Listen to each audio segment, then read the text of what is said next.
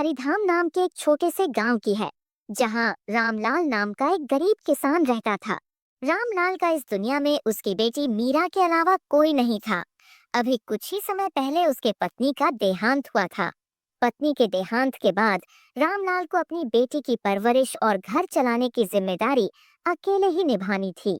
रामलाल के पास एक छोटा सा खेत था, जिसमें वह मेहनत करके किसी तरह से अपने और अपने बेटी के लिए जरूरी साजो सामान का इंतजाम करता था। ये उस समय की बात है जब गांव में भयंकर सूखा पड़ा था। गांव में सभी की फसल पूरी तरह से बर्बाद हो चुकी थी। फसल बर्बाद होने के कारण रामलाल के पास अब कमाई का कोई जरिया नहीं था। उसके पास जो बचे कुचे पैसे थे वो भी खत्म हो चुके थे। रामलाल के पैसों के परेशानी के कारण उसने कुछ समय से मीरा के स्कूल की फीस भी नहीं भरी होती है। इसी चिंता से रामलाल घर के बिस्तर पर परेशान होकर बैठा होता है। तभी उसे परेशान देख उसकी बेटी मीरा उसके पास आती है। क्या हुआ पिताजी? आज आप बहुत परेशान दिखाई दे रहे हो। कोई परेशानी है क्या? नहीं बेटी, कोई परेशानी नहीं है, बस ऐसे ही। नहीं पिताजी, कोई परेशानी तो है, मुझे बताइए क्या हुआ है। कुछ नहीं बेटी, बस तुम तो जानती हो कि इस साल सूखा पड़ने के कारण हमारी सारी फसल खराब हो चुकी है और मेरे पास थोड़े बहुत जो पैसे थे वो भी खत्म होने को है। इसीलिए अगली फसल तक घर किस तरह चलाऊं, ये चिंता मुझे खाए जा रही है। पिताजी आप चिंता क्यों कर रहे हो? आपकी मदद के लिए मैं भी कोई काम कर लेती हूँ। नहीं बेटी, उसकी कोई जरूरत नहीं है। तुम बस अपनी पढ़ाई पर ध्यान दो, मैं कुछ करता हूँ।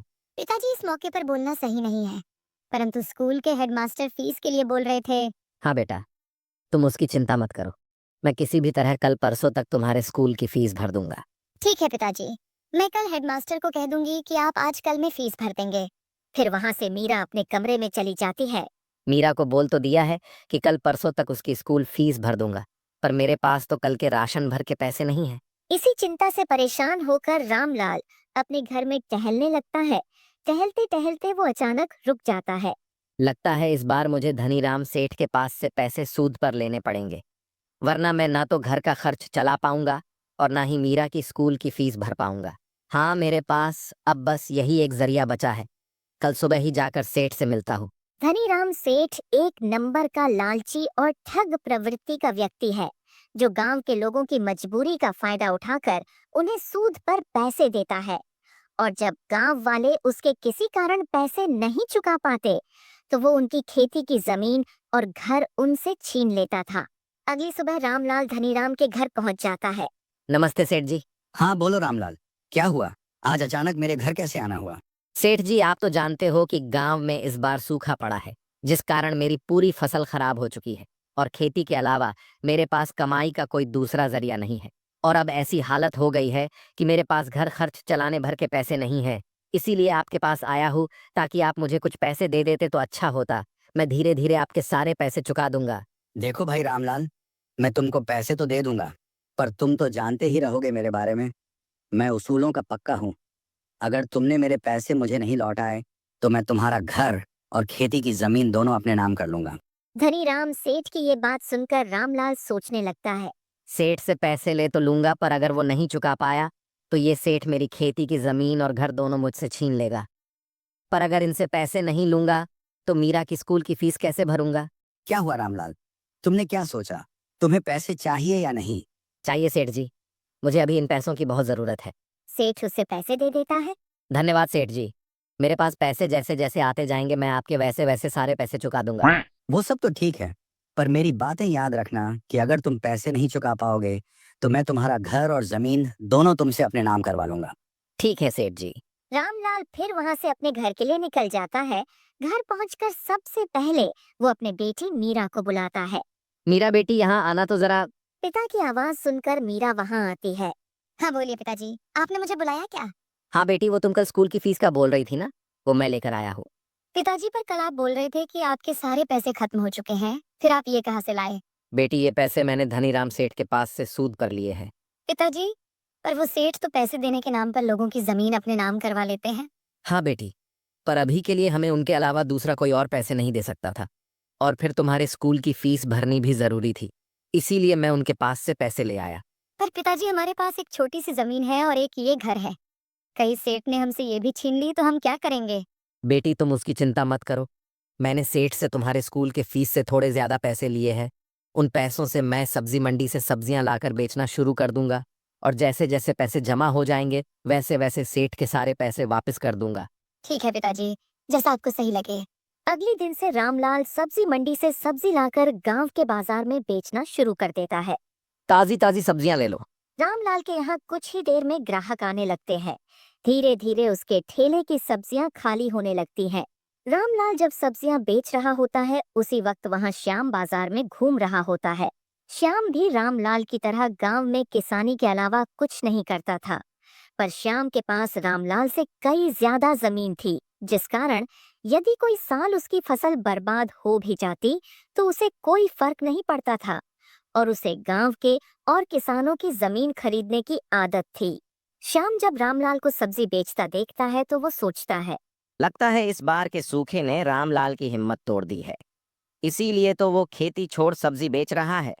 यही सही मौका है, एक बार इसकी जमीन खरीदने की बात करके देखता हूँ, शायद वो मुझे बेच दे। फिर क्या था, श्याम तुरंत रामलाल के सब्जी के ठेले के पास पहुंच जाता है। अरे रामलाल भाई, तुम और सब्जी बेच रहे हो, क्यों खेती बाड़ी छोड़ दी क्या? क्या श्याम भाई, तुम भी मजाक कर रहे हो? तुम तो जानते हो इस साल के सूखे के कारण मेरी पूरी फसल खराब हो गई है, और अब अगले फसल के मौसम तक किसी न किसी तरह तो घर का खर्च चलाना पड़ेगा, तो लगा लिया सब्जी का ठेला।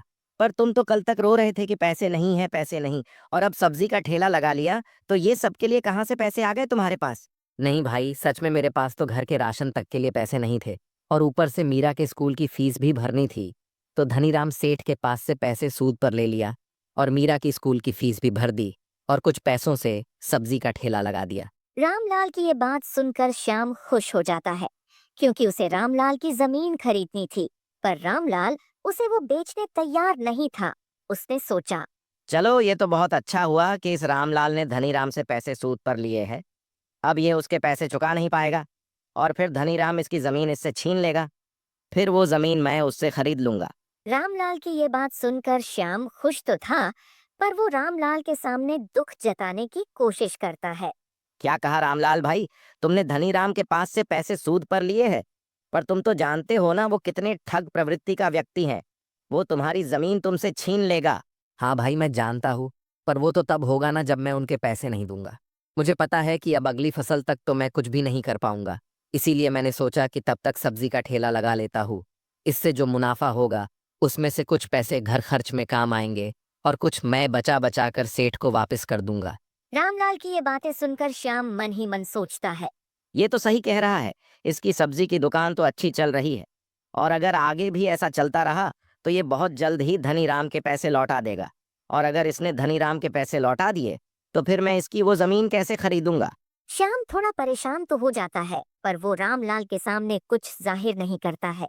हाँ भाई, फिर तो सही है, मैं भी देखता हूँ, अगली फसल तक कुछ ना कुछ कर लेता हूँ। श्याम रामलाल के सामने मीठी मीठी बातें करने के बाद वहां से निकल जाता है। थोड़ी दूर पहुंचकर श्याम रामलाल की जमीन हड़पने की नई तरकीब लगाता है। मेरे पास इतना अच्छा मौका था रामलाल की जमीन अपने नाम करने की, पर जिस तरह उसकी दुकान चल रही है फिर तो मैं वो जमीन नहीं ले पाऊंगा। एक काम करता हूँ, धनीराम सेठ से मिलकर रामलाल की जमीन अपने नाम करने की बात करके आता हूँ। फिर क्या था, श्याम वहां से धनीराम से मिलने उसके घर की तरफ निकल जाता है। श्याम धनीराम के घर पहुंचते ही उससे सीधे रामलाल के बारे में बात करता है।